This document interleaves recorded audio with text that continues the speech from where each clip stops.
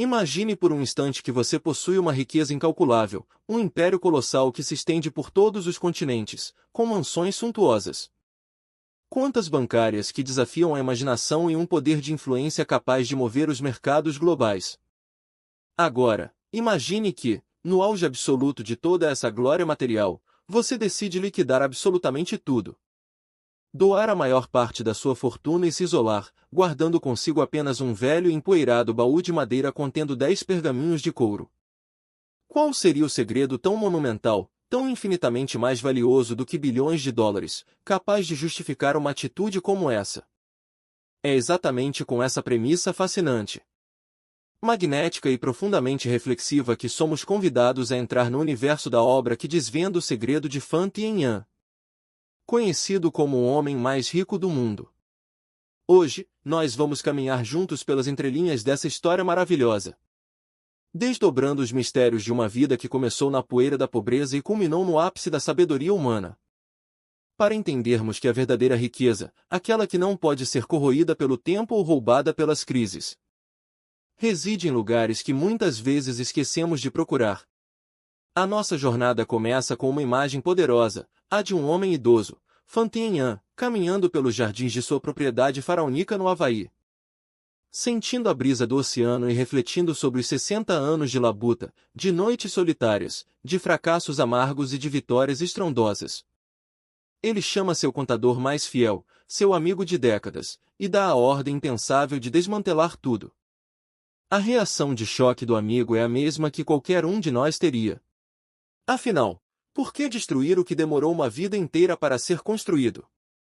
A resposta de Anos atinge como um raio de clareza. Ele nos ensina que a riqueza material é apenas um número para a sociedade debater, mas a verdadeira riqueza é a abundância de saúde, de amor, de entusiasmo, de paciência, de caráter e de ética.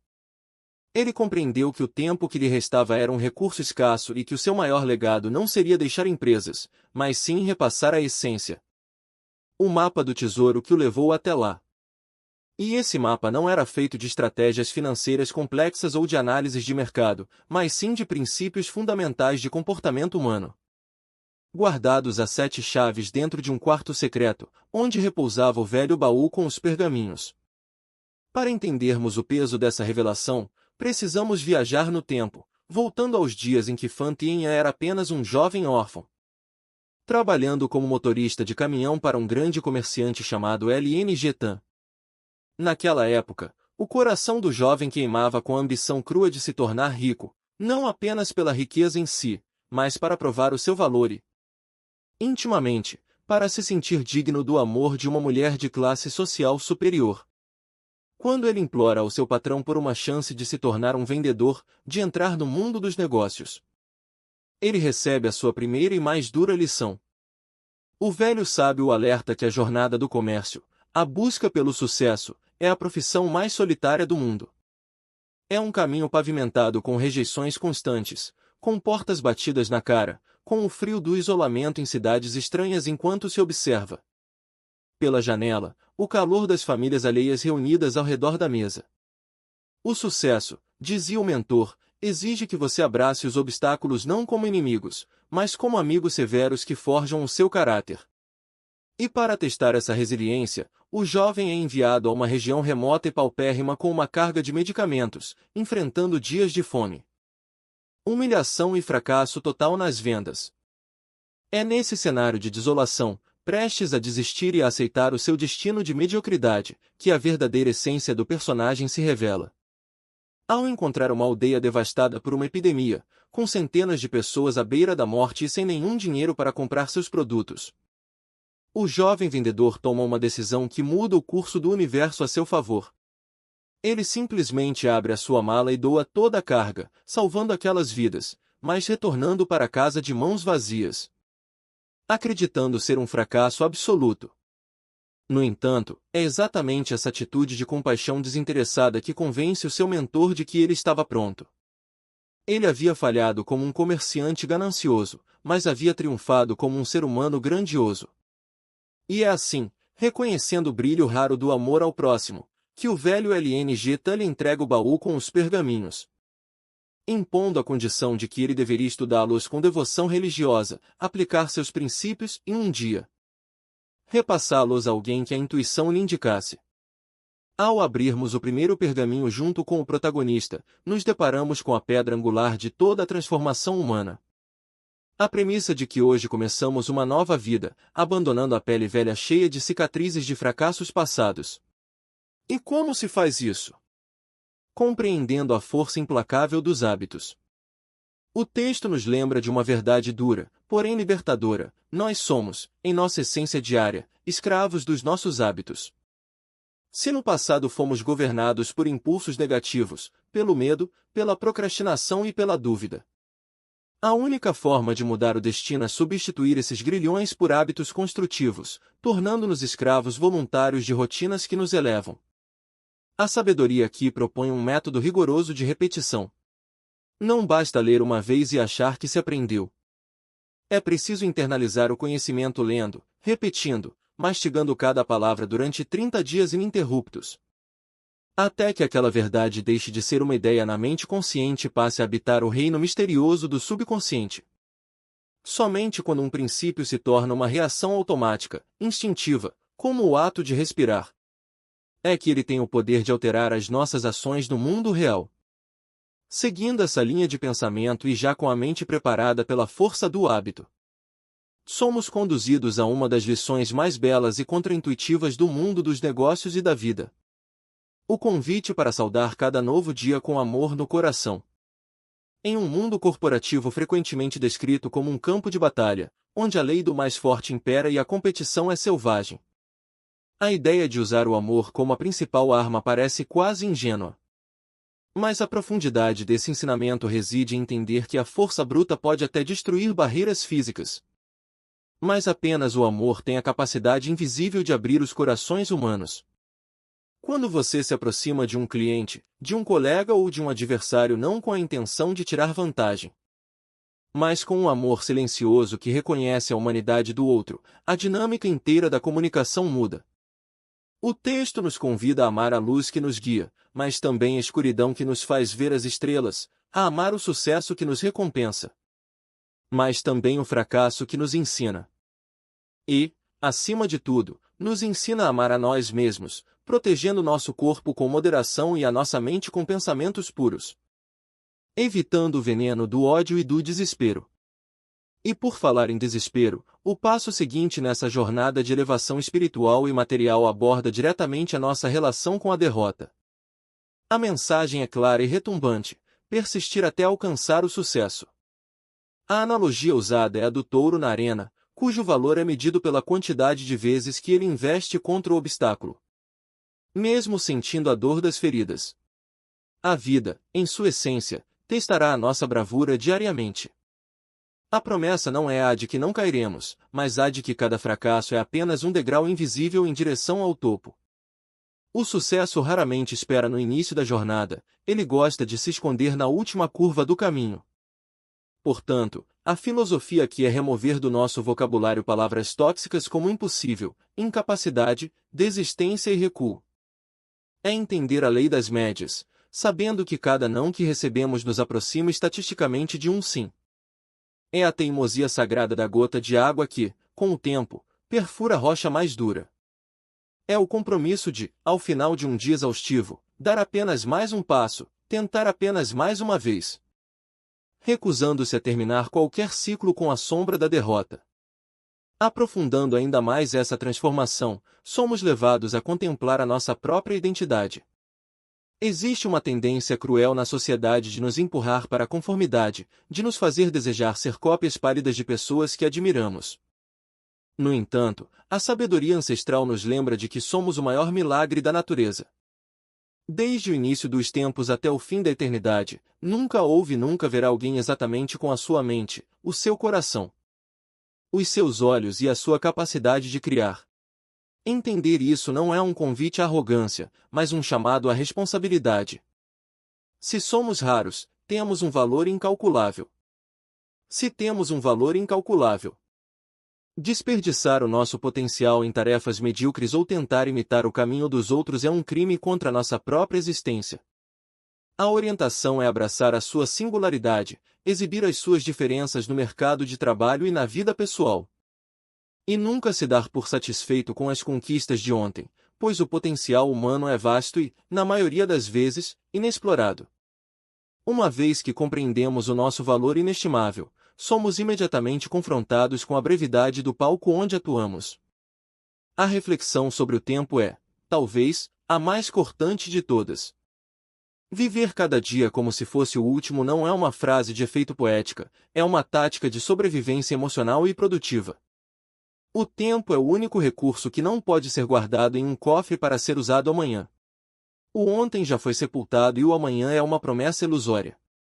Tudo o que possuímos é o agora, a respiração presente, o momento que se esvai enquanto falamos. Quando internalizamos que este dia pode ser o ato final da nossa peça, a nossa perspectiva muda radicalmente.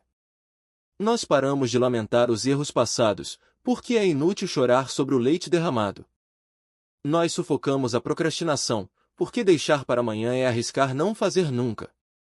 Nós beijamos as pessoas que amamos com mais ardor. Nós trabalhamos com um foco incandescente, nós tratamos cada hora como uma joia rara que não pode ser desperdiçada com fofocas, preguiça ou companhias que nos puxam para baixo. Mas como manter esse foco e essa intensidade quando as tempestades internas ameaçam nos afogar?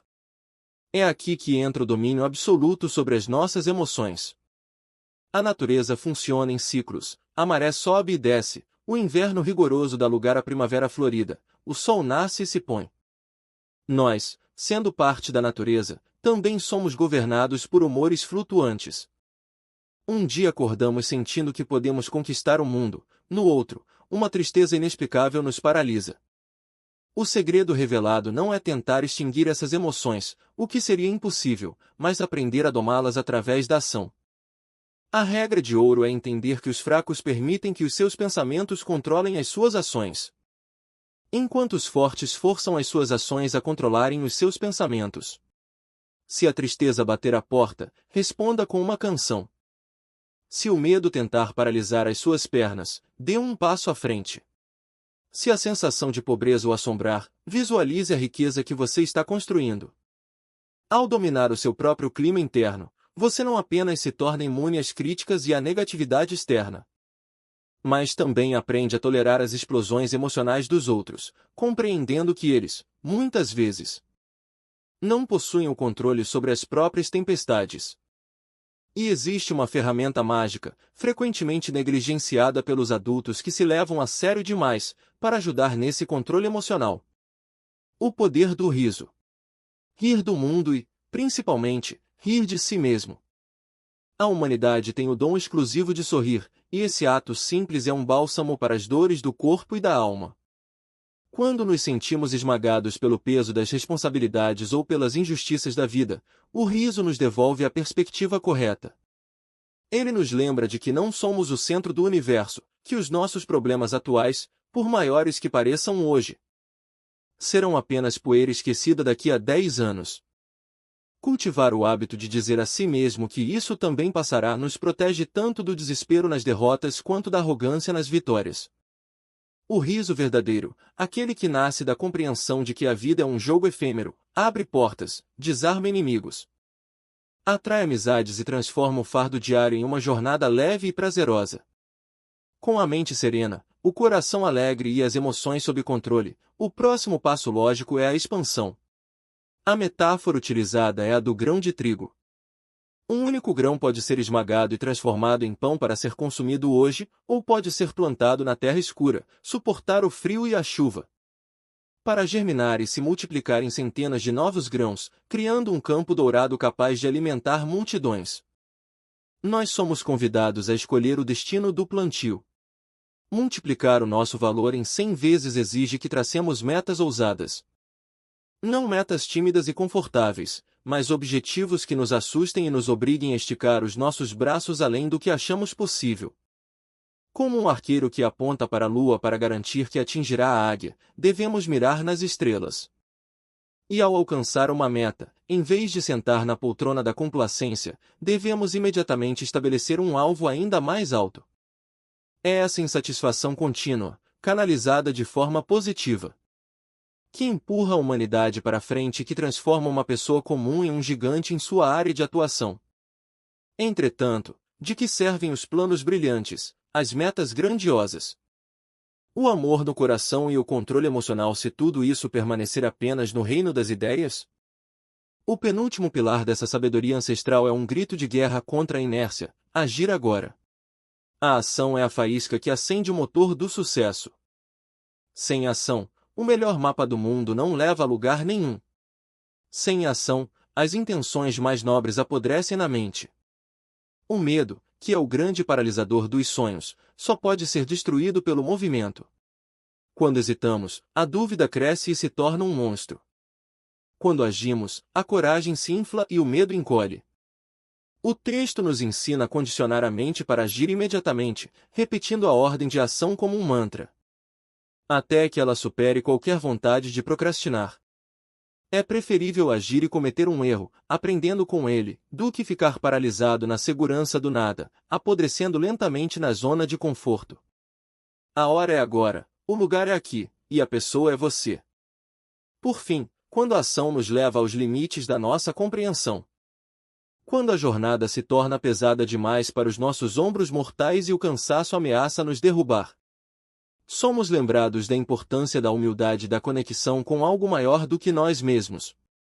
A sabedoria nos ensina a orar, mas não com as preces infantis de quem pede riquezas materiais, favores fáceis ou atalhos para o sucesso. Orar por coisas é o caminho dos fracos. O verdadeiro sábio ora pedindo apenas por orientação. Ele pede sabedoria para enxergar as oportunidades escondidas nas adversidades. Ele pede coragem para continuar caminhando quando a noite está escura. Ele pede a força de um leão para lutar as batalhas diárias e a compaixão de um cordeiro para perdoar os que o ferem.